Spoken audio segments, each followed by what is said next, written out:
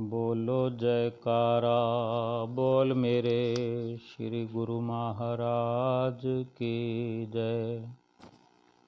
सभी गुरुमुख प्रेमियों से सप्रेम जय सच्चिदानंद। आज श्री आनंदपुर दरबार के शहंशाह श्री 108 श्री तीसरी पातशाही गुरु महाराज जी के कुछ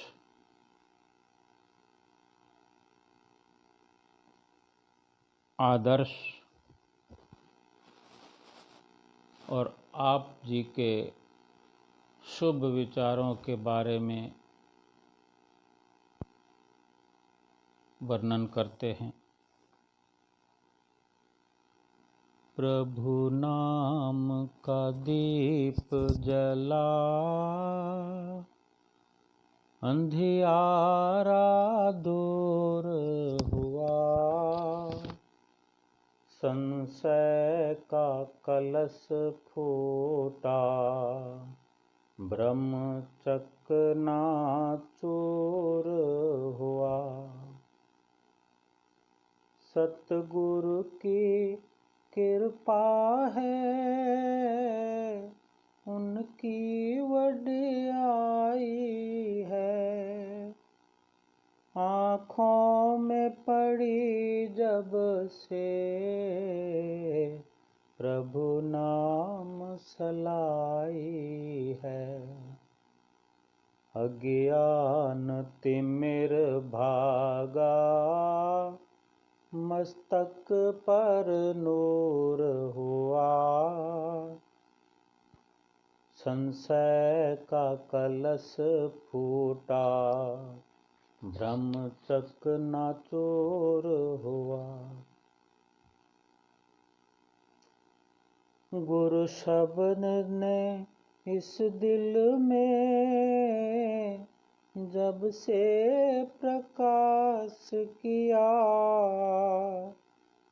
योग अग्नि की लपटों ने हो मैं का नाश किया।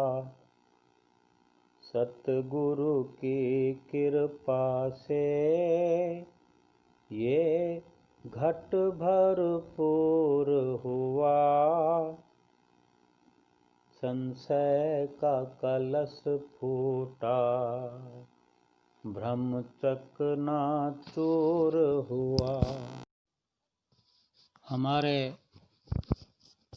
श्री सतगुरुदाता दीनदयाल जी महाराज जी श्री तीसरी पातशाही जी जब साधु वेश में थे, आपने परमार्थ पथ पर आरूढ़ होकर साधु वेश में पूरे सिंध प्रांत बलोचिस्तान को अपने अमृत प्रवचनों से अनुग्रहित किया। इसके अलावा जिला डेरा गाजी खां में हजारों जीवों को भक्ति पथ पर लगाया। हजारों प्रेमी जिज्ञासु आपके शिष्य बने। आपने सिंध प्रदेश में सत्संग के लिए कई आश्रम बनवाए। लखी जिला सखर, भेंड गांव जिला सखर, सखर शहर, गरेला जिला लाड़काना, गोधारा जिला लाड़काना, नसीराबाद जिला लाड़काना, वहोआ जिला डेरा गाजी खां, माड़ी जिला सखर। इन स्थानों पर रोज सुबह शाम भक्त लोग जो हैं सत्संग के लिए आते और दोनों समय भजन अभ्यास भी होता। कुछ नियत किए हुए गुरुमुख प्रेमी इन आश्रमों का प्रबंध जी जान से करते। समय समय पर संगतें आपके श्री चरणों में श्री दर्शन देने के लिए विनय करती। तीसरी पातशाही गुरु महाराज जी जब साधु वेश में थे, आप उस विनती को स्वीकार कर कई दिन तक एक एक स्थान पर ठहरते और सत्संग प्रवाह चलता रहता। आप जिस जिस स्थान पर जाते प्रेमियों की संख्या अधिक से अधिक हो जाती। आप सत्संग का ऐसा अमृतमय प्रवाह बहाते कि जिज्ञासुओं को खाना पीना भी भूल जाता। दूर दूर से आए हुए प्रेमी कई कई दिन उन स्थानों पर ठहरे रहते। इन स्थानों पर लंगर व ठहरने का प्रबंध कुछ खास मुख्य भक्तों को करना होता था। जिज्ञासु, श्रद्धालु व प्रेमी जन जो सेवा, सामान और धन राशि भेंट करते, ये तीसरी पातशाही गुरु महाराज जी जब साधु वेश में थे, उन्हीं की ये सत्संग चर्चा कर रहे हैं कि आप जहाँ जहाँ भी जाते वहाँ पर जो गुरुमुख प्रेमी धन राशि या कोई सामान कुछ भी भेंट करते तो आप सब सारी सेवा स्थान चौकोड़ी संत आश्रम में श्री सतगुरुदेव महाराज जी दूसरी पातशाही जी की आज्ञा अनुसार लंगर में लगा देते। आपने गुरु भक्ति को दृढ़ करने के लिए इस प्रकार का आदर्श स्थापित किया, जैसे श्रीमद् भगवत गीता के तीसरे अध्याय में भगवान श्री कृष्णचंद्र जी महाराज ने अर्जुन को उपदेश दिया है कि यद्धदाचरति श्रेष्ठ तत् देवेतरो जनः स यत् प्रमाणम कुरुते लोकस्तदनु वर्तते। कि हे अर्जुन, श्रेष्ठ पुरुष जो आचरण करते हैं दूसरे पुरुष भी उसी के अनुसार चलते हैं। वे श्रेष्ठ पुरुष जो कुछ प्रमाणित कर देते हैं लोग भी उनके अनुसार ही बरतते हैं। अर्थात आपने वही नियम अपनाए जो गुरु भक्ति मार्ग में अनिवार्य हों। तीसरी पातशाही गुरु महाराज जी ने साधु वेश में ऐसे ऐसे आदर्श स्थापित किए। जब गुरु दीक्षा लेकर आपने तन मन धन सब कुछ सर्वस्व समर्पित कर दिया तो सब कुछ सतगुरु का ही बन गया। यानी आप जी के विचार थे कि हमने जब सब अपने आप को भेंटा कर दिया है, नाम ले लिया, समर्पित कर दिया तो सब कुछ सतगुरु का ही हो गया ना। उनकी श्री आज्ञा तथा श्री प्रसन्नता ही शिष्य का धर्म बन गया। आप भक्तों, जिज्ञासुओं और प्रेमियों द्वारा लाई हुई वस्तुओं तथा श्रद्धा युक्त भेंट को श्री सतगुरुदेव महाराज जी श्री दूसरी पातशाही जी के श्री चरणों में भेंट कर देते। आप फरमाते थे कि संसार की प्रत्येक वस्तु अपने इष्ट देव जी के श्री चरणों में समर्पित करके भक्ति में दिल लगाना चाहिए। धनी धर्मदास जी ने भी गुरु महिमा में कहा है कि असन वसन वाहन और भूषण सुतदारा निज परिचारक गण कर सब भेंट गुरु के आगे भक्ति भाव और में अनुरागे। अर्थात श्री सतगुरुदेव जी के श्री चरणों में श्रद्धा प्रेम से परिपूर्ण होकर जाना चाहिए। जो कुछ वो दें उसी में संतुष्ट रहना चाहिए। कई बार भक्त लोग अच्छे वस्त्र व कई प्रकार की वस्तुएं आपको भेंट कर सेवन के लिए विवश करते कि आप इनको काम में लिया करें, लेकिन आप फरमाते जो कोई श्रेष्ठ पदार्थ पाऊं सो गुरु चरणन आन चढ़ाऊं। आप हमें भेंट करते हो तो हम अपने इष्ट देव श्री सतगुरुदेव महाराज जी के चरणों में भेंट करेंगे। इसी प्रकार आपकी सेवा भावना श्रद्धा को देखकर सत्संगी लोग अधिक प्रभावित होते थे। जब आप सिंध से श्री दर्शन के लिए जाते तो बहुत सी संगत आपके साथ जाती थी। कितनी कितनी संगत श्री दर्शनों के लिए अपने साथ ले जाते। इन लोगों की श्रद्धा व प्रेम को देखकर श्री सतगुरुदेव महाराज जी श्री दूसरी पातशाही जी बहुत प्रसन्न होते। आपने अपने प्रेमियों को भी त्याग का मार्ग दिखाया और सब में त्याग व वैराग की भावना कूट कूट कर भर दी। आप समय समय पर श्री सतगुरुदेव महाराज जी श्री दूसरी पातशाही जी के श्री दर्शनों के लिए जाते। एक बार श्री सतगुरुदेव महाराज जी श्री दूसरी पातशाही जी चकबंदी व भखड़े वाली में विराजमान थे। आप श्री दर्शन के लिए श्री चरणों में पहुँचे और सिंध में कृपा करने के लिए श्री चरणों में विनती की। आपकी विनय स्वीकार कर श्री सतगुरुदेव महाराज जी ने सिंध को कृतार्थ किया। आपने सिंध प्रदेश व बहोआ के कुछ एक श्रद्धालुओं को साधु वेश भी दिलवाया। आपके श्रद्धालु व प्रेमी एक से बढ़कर धनी थे, फिर भी आप उन्हें सादगी फकीरी का रास्ता दिखलाते थे। प्रेमी बढ़िया से बढ़िया भोग प्रसाद भेंट करते, परंतु आप मक्की का फुल्का तथा साग ही पसंद करते और उसी का ही श्री भोग लगाते। उस समय जिन प्रेमियों ने आपकी पावन लीला को निहारा, तीसरी पातशाही गुरु महाराज जी को, वो साधु वेश में थे तब से ही। जिन्होंने वो समय देखा अपने मुंह से यही कहते थे कि श्री सतगुरुदेव महाराज जी श्री तीसरी पातशाही जी मक्की का फुल्का और साग का भोग लगाते तथा साथ ही फरमाते थे कि खा के देखो कितना स्वाद है इसमें। ऐसा स्वाद तो बढ़िया से बढ़िया पकवान और अन्य पदार्थों में नहीं मिलता। साधारण भोजन से ही मन शुद्ध होता है, इसलिए प्रेमी जन सात्विक भोजन ही श्री भोग के लिए लाया करते थे। आपकी श्रद्धा व भावना सतगुरुदेव महाराज जी के प्रति उच्च स्तर की थी। एक बार आप स्थान गरेला, जिला लाड़काना, सिंध में विराजमान थे। गरेला में आपके कई धनवान भगत भी श्रद्धालु थे। उनमें से एक भगत जी थे जमीयत राय। उन्होंने अपने लिए घूमने फिरने के लिए एक कार खरीदी।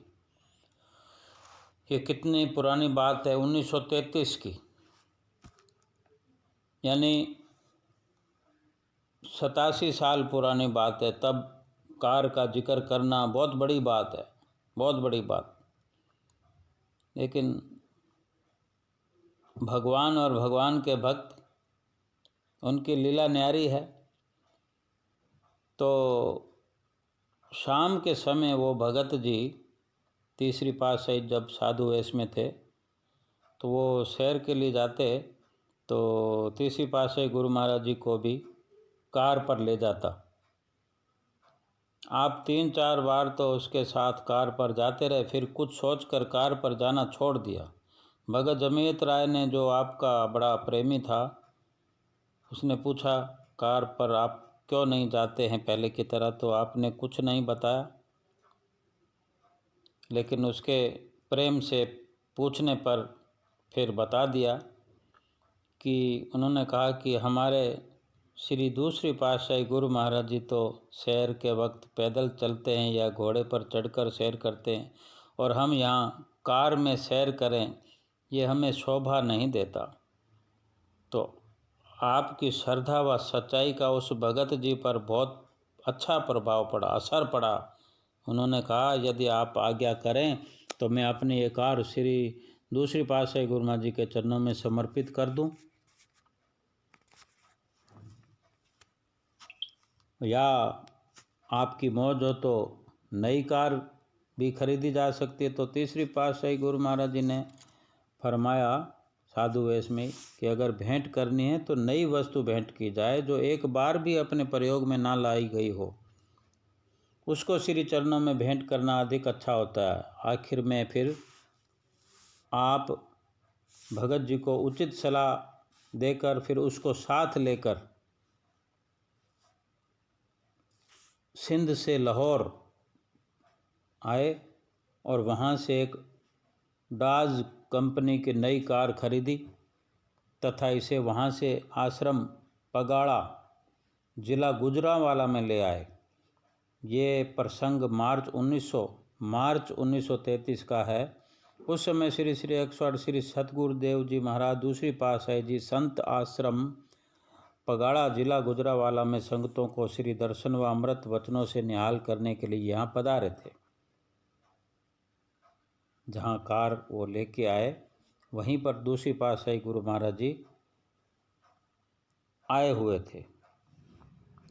जब आप व भगत जी कार लेकर पहुँचे तो श्री सतगुरुदेव महाराज जी ने फरमाया, हमें कार की ज़रूरत नहीं है, हमें तो पैदल यात्रा करने में बड़ा आनंद आता है। लेकिन आपकी व भगत जी की अत्यधिक श्रद्धा व प्रेम को देखकर श्री सतगुरुदेव महाराज जी को कार स्वीकार करनी पड़ी। वहाँ वो भगत जी थे जो आगे चलकर महात्मा जी हुए, भगत हरनाम सिंह जी, आगे महात्मा पूर्ण श्रद्धानंद जी जिनका नाम हुआ। वो कार चलाना जानते थे और वे श्री सतगुरुदेव महाराज जी को सैर पर ले जाते रहे। श्री सतगुरुदेव महाराज जी को कार पर विराजमान हुए देखकर दूसरी पातशाही गुरु महाराज जी को सारी संगत तथा आप तीसरी पातशाही गुरु महाराज जी साधु वेश में बड़े प्रसन्न हुए, क्यों ना हो। इसके बाद आपने परमार्थ के लिए श्री आज्ञा अनुसार सिंध जाना था, तो आप लौटने को तैयार हुए और वो भगत जी भी जो साथ आए थे आपके साथ फिर वापस लौट गए स्थान गरेला, वहाँ सिंध में आ गए। आप अपने परमार्थ पर पथ पर चलते हुए दिन रात सत्संग की धारा प्रवाहित करने लगे। संत रज्जब दास जी ने संतों महापुरुषों के लिए फरमाया है, संत नदी जल मेघला चले विहंगम चाल, रज्जब जहाँ जहाँ पग धरें तह तह करे निहाल। संत महापुरुष नदी व बादल पक्षी की चाल चला करते हैं, और ये सब संत महापुरुष हों, नदी हो, बादल हो, पक्षी हों, पक्षी की चाल चलते हैं। और संत महापुरुष नदी व बादल पक्षी की चाल चलते हुए जहाँ जहाँ भी पहुँचते हैं सबको शीतल बना देते हैं। बादल हो, नदी हो, संत महापुरुष हों, सबके हृदयों को शीतल बना देते हैं। ऐसे थे हमारे तृतीय पातशाही गुरु महाराज जी, जिनका असीम प्यार और असीम मेहनत आज श्री दरबार की रचना के रूप में हम देख रहे हैं। आपकी कुर्बानियाँ अगर हम समझ पाएँ, ये जीव बुद्धि के परे की बात है, लेकिन फिर भी उनके आदर्शों को, उनके प्रवचनों को अपने हृदय में उतारा जा सकता है, अवश्य उतारा जा सकता है। और जिस दिन से उनका हमें पैगाम मिले, तब से ही उनकी महिमा को गायन करना। जब प्रभु नाम का दीप जल जाएगा, अंधियारा मोह ममता का, काम क्रोध लोभ मोह अहंकार का सब दूर हो जाएगा। हमारे अधिक अधिक प्रेमी गुरुमुख कई बार चिंताओं में घिरे हुए वार्ता करते हैं, कई प्रकार की परेशानियां होती है, लेकिन विचार करने की बात है कि जब तक अनन्य प्रेम प्रभु नाम से हम नहीं करेंगे, अपनी चित्त वृत्तियों को जोड़ेंगे नहीं, तो उसका असर हमारे अंदर में कैसे होगा। नाम को हृदय के अंदर बसाएंगे नहीं तो उजाला कैसे होगा। जब नाम की चिंगारी अंदर जल जाएगी, सारे विकार, दुख, कलेश, पाप सब के सब भस्म हो जाएंगे। ऐसी मेरे श्री गुरु महाराज जी के बख्शे हुए नाम के अंदर तासीर है। बोल जयकारा, बोल मेरे श्री गुरु महाराज की जय।